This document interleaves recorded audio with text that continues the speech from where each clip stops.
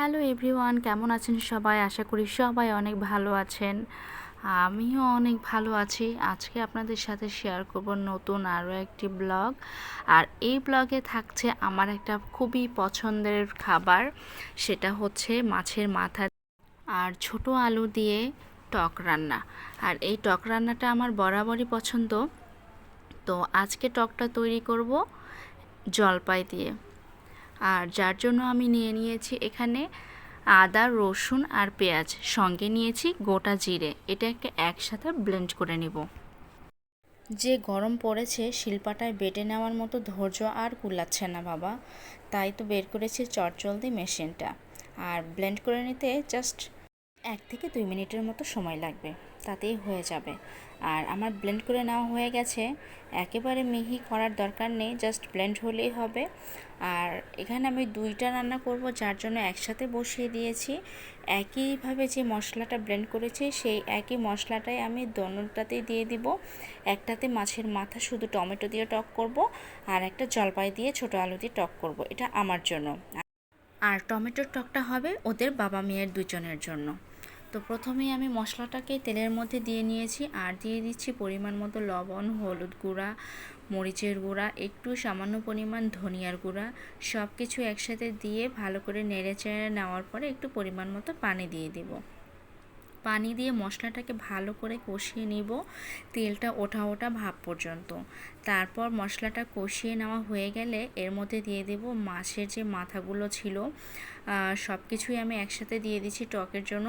আর অপর পাশে মাছের মাথা সব কিছুই একসাথে টুকরো টুকরো করে কেটে নিয়েছি, এগুলো দিয়ে দিচ্ছি টমেটোর জন্য। তো মাছগুলো আমার দিয়ে দেওয়া হয়ে গেছে, এখন সুন্দর করে নেড়ে চেড়ে নিয়ে নেব।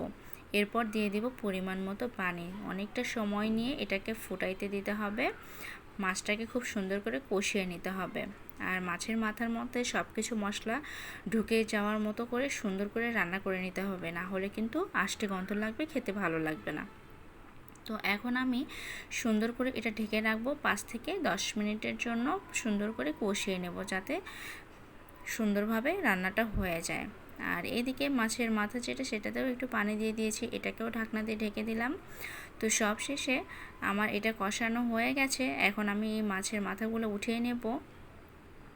আর ভেজে নিলেও হয়, বাট আমার কাছে মনে হয় যেগুলো টাটকা মাছ, আস্ত মাছ, সেগুলা কাঁচা রান্না করলেই বেশি ভালো লাগে। আর যেটা আমি বলেছি ওদের বাবা মেয়ে দুজনের জন্য টমেটো টক করব, সেইটাতে আমি টমেটো একেবারে দিয়ে দিচ্ছি, কেননা টমেটো হতে বেশি সময় লাগে না, মাছের সাথে টমেটো খুব সুন্দরভাবে কুক হয়ে যাবে। তো আমার এটা রান্না প্রায় হয়ে গেছে। আর এই দিক থেকে আমি এই মাছের মাথাটা উঠিয়ে রেখেছিলাম, কেননা ছোট আলু খুব সুন্দর করে এটাকে কষিয়ে নিতে হবে। তো অফ স্ক্রিনে আমি আলুগুলোকে একদম ছোট ছোট আলু তো ছিলতে অনেকটা সময় লাগে, তো এগুলো দিয়ে সুন্দর করে কষিয়ে নেব। আর এইদিকে আমি নোনতা শাকটা ভেজে রেখেছিলাম, আর 1 পিস ইলিশ মাছ ছিল, এই মাছটা দিয়ে সুন্দর করে শাকটা ভর্তা করে নেব। খেতে কিন্তু অনেক মজা লাগে ইলিশ মাছ দিয়ে এই শাকটা। আর এর মধ্যে আমার আলুটা একেবারে কষানো হয়ে গেছে, এখন আমি দিয়ে দিব পরিমাণ মতো পানি। অনেকটা পানি দিব, যেহেতু টক রান্না করব, আর টক রান্নাতে ঝোলটা একটু বেশিই হয়। আর পানিটা এই কারণে বেশি দিব যেন আলুটা আরও সুন্দর করে কুক হয়ে যায়, যার জন্য বেশি করে পানি দিয়ে এটাকে ঢাকনা দিয়ে ফুটতে দিব। পানিটা যখন সুন্দর মতো ফুটে আসবে, তখন আমি এর মধ্যে দিয়ে দিব ফ্রোজেন করা কিছু জলপাই।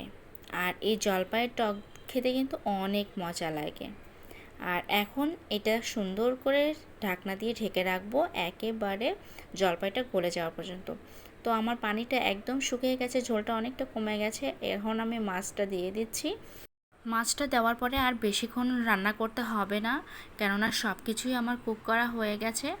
আপনারা চাইলে এই একই রকমই টক জলপাইয়ের পরিবর্তে কাঁচা আম দিয়েও করতে পারেন, সেক্ষেত্রে ওটাও খেতেও মজা লাগবে। তবে আমার কাছে জলপাই দিলে টকটা একটু বেশি হয়। আর আজকের মতো এখানেই বিদায় নিচ্ছি। আল্লাহ হাফেজ।